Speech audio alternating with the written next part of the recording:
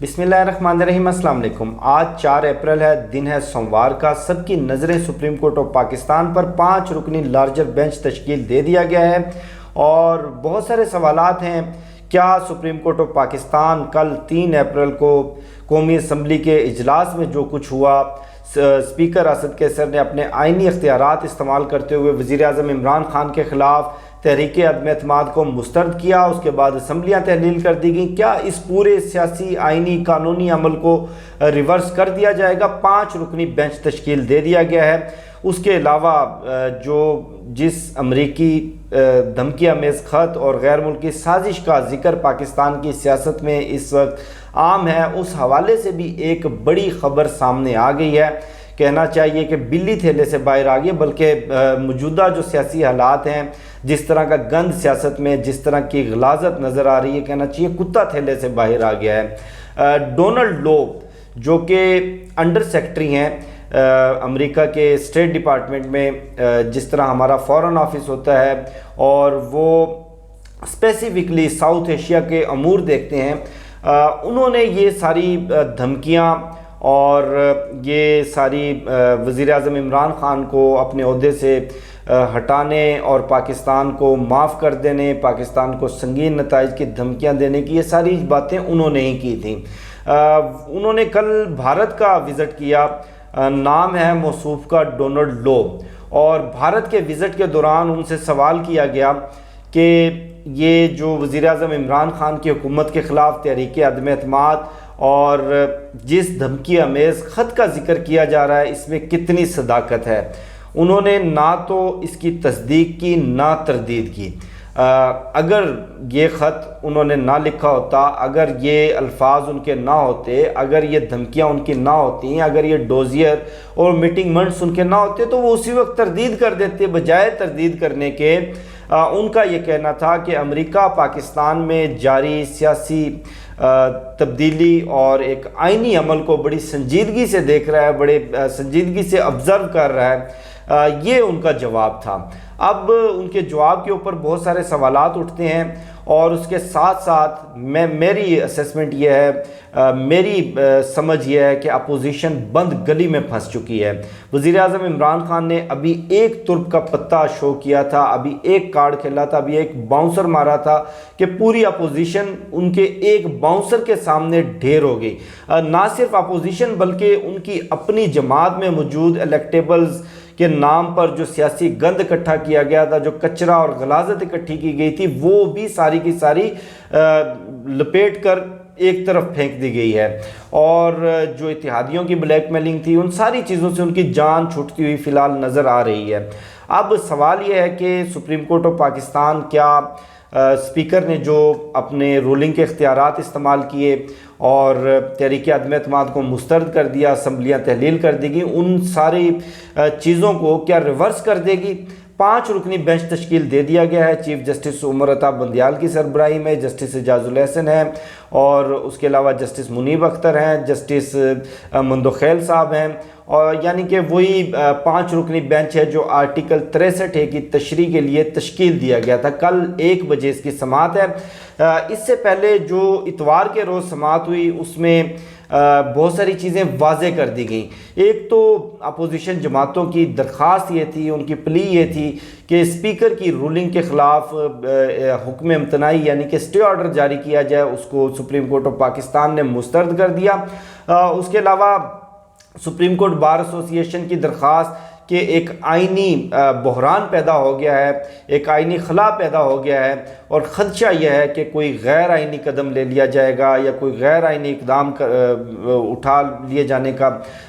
ڈر ہے اس وقت کہ مارشل لا نہ لگ جائے، ایمرجنسی نہ لگ جائے۔ تو سپریم کورٹ آف پاکستان نے اس پر کیٹاگوریکلی تمام اداروں کو حکم دیا ہے کہ کوئی بھی غیر آئینی اقدام قابل قبول نہیں ہوگا، ناقابل برداشت ہوگا۔ تمام ادارے اپنی آئینی حدود میں رہ کر کام کریں۔ اس کے علاوہ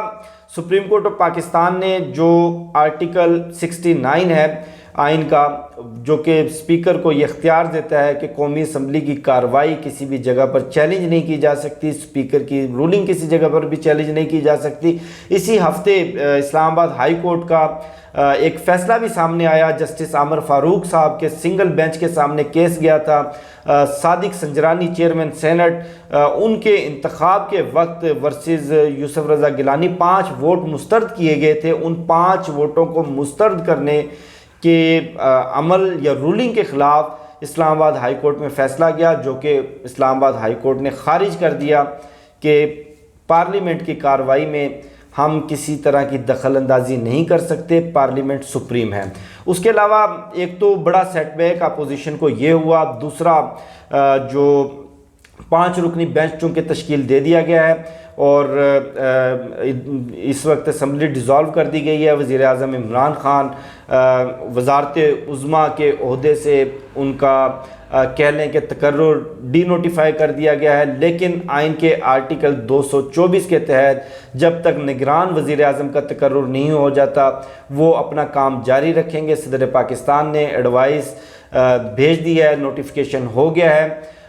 اس کے ساتھ ساتھ آج سپریم کورٹ آف پاکستان نے وزیر اعظم عمران خان کے تمام اقدامات مشروط کر دیے ہیں جب تک اس کیس کا فیصلہ نہیں آ جاتا۔ اب چونکہ تمام فریقین کو نوٹسز جاری ہو گئے ہیں اور میں بار بار یہ بات کر رہا ہوں کہ یہ سارا معاملہ غیر ملکی خط، امریکی سازش اور ان ساری چیزوں سے جڑا ہوا ہے۔ آج وزیر اعظم عمران خان نے بھی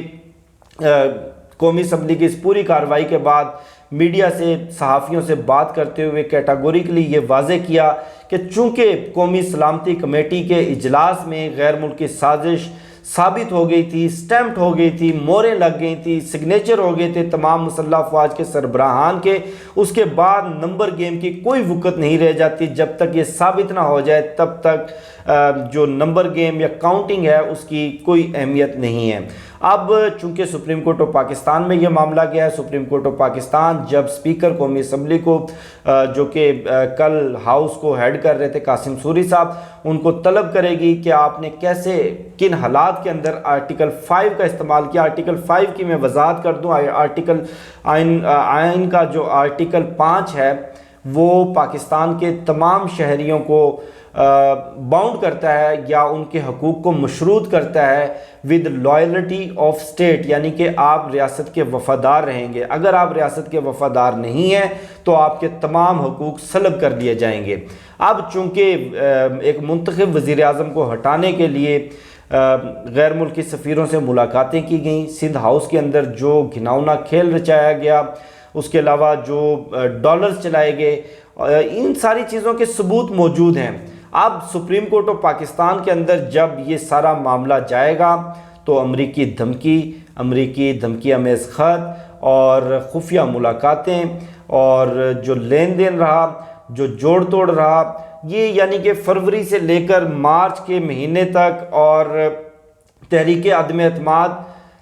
قومی اسمبلی کے اجلاس میں پیش کرنے تک جتنی بھی ایکٹیویٹیز رہیں وہ ساری کی ساری activities supreme court of Pakistan میں پروڈیوس کی جائیں گی۔ اب چونکہ وزارت داخلہ کو بھی نوٹس جاری کیے جا چکے ہیں، اسپیکر قومی اسمبلی کو بھی نوٹس جاری کیے جا چکے ہیں، پاکستان تحریک انصاف کو بھی، تمام سیاسی جماعتوں کو بھی، صدر پاکستان کو بھی، تو لگتا یہ ہے کہ یہ معاملہ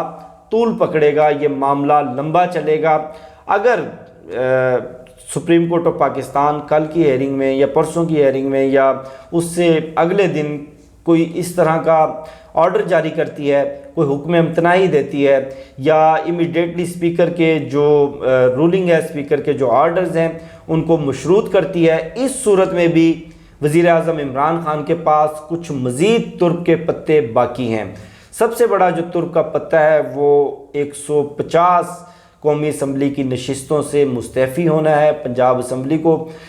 چونکہ 6 اپریل کو وہاں پر ووٹنگ ہے، ووٹنگ کے بعد پنجاب اسمبلی کو ڈیزالو کیا جا سکتا ہے، کے پی اسمبلی کو ڈیزالو کیا جا سکتا ہے۔ الٹیمیٹلی جو معاملہ نظر آ رہا ہے وہ نئے الیکشن کا ہی نظر آ رہا ہے جو کہ جولائی یا اگست کے اندر ہو سکتے ہیں۔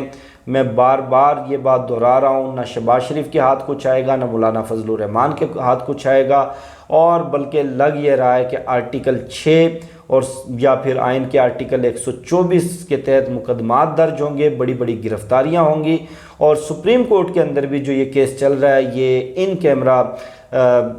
سیشن کی طرف یا ان کیمرہ ہیرنگ کی طرف جاتا ہوا نظر آ رہا ہے، کیونکہ جو کانفیڈینشیل لیٹر ہے